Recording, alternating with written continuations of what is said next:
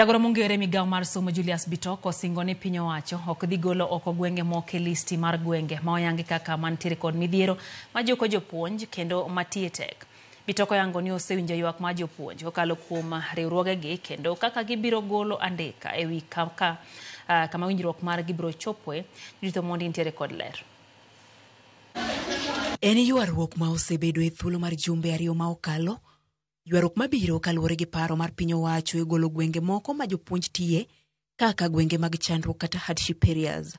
Juma ma okalo riwruok mar jopuonj mar Kuppet ne obwogo dhi e doho mar chungo paroni mane ochwali e od bura kokalo kuom apis mar jotend migepe Musalia Mudavadi.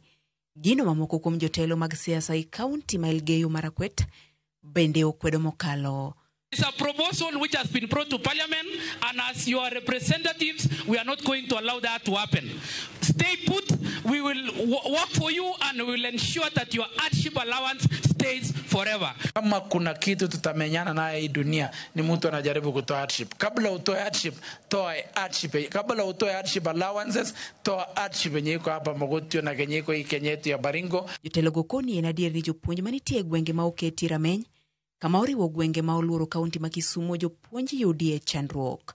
Those of us who know, we have 3 areas. We have Keria Valley, we have Anging Valley, and we have the islands. And all these areas of Elgeyo Marakwet County basically are hardship. This place is very cold.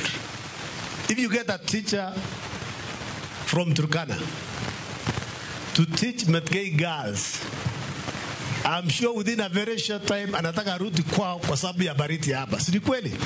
Jagoro maongirore migao mar somo Julius Bitok mane loso bende kaunti no ma Elgeyo Marakwet osingo ni piny owacho biro winjo ywak mar jopuonje wachni. Listen to the stakeholders. We have listened to the unions. We are going to reconsider our position and engage all stakeholders in the decisions to do with hardship allowances. Excellency President William Ruto is very committed to ensuring that our education stands out.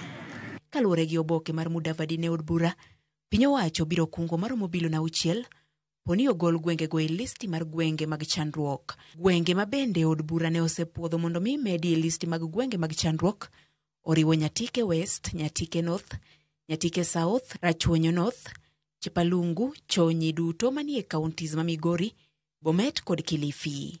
Judith Mondi, Ramogi TV.